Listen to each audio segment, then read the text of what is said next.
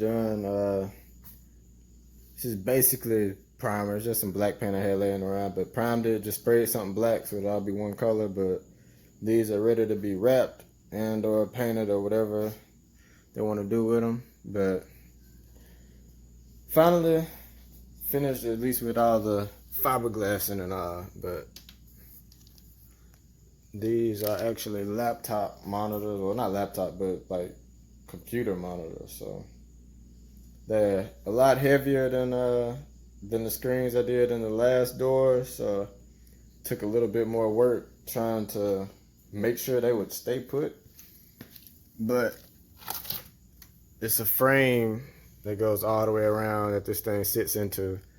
It's built just like the exact size of the screen, so kind of gotta force it in place. And then I got black RTV layered all around the edges to kind of hold it from going backwards in it. But as tight as it's pressed in there, it shouldn't slide anyway, but that's just a backup just in case. But they are in, and it's gonna be a lot of work getting these wired up because they got whatever these are called, like the real deal house plugs or whatever. So it's got to be a power inverter put in the car that's gonna control both of these as far as coming on and off.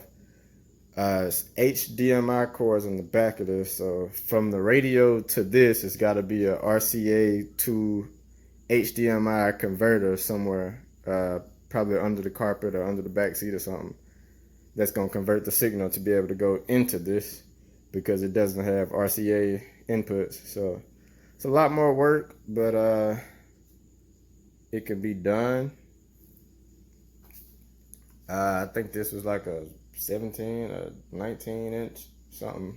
I really don't even remember, but yeah, it's finally done. And like I said, they can be painted to whatever color it needs to be and all of that.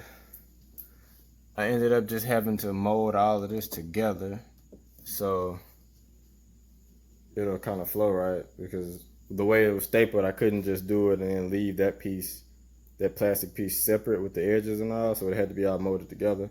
But door handle should work just fine. Window switch should work just fine. Only downside is you lose the little pull to close the door, but you just have to grab it up top or something, or let a window down and grab the side. But that's it. So I guess next time it'll be whenever this will be installed.